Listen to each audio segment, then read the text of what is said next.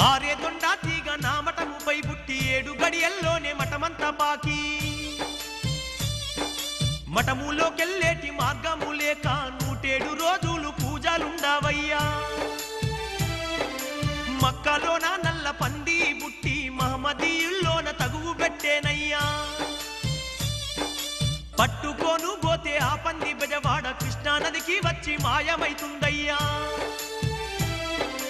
అరికాలి మంటలు నెత్తికి ఎక్కి వేలాది జనులు అరిచి చస్తారయ్యా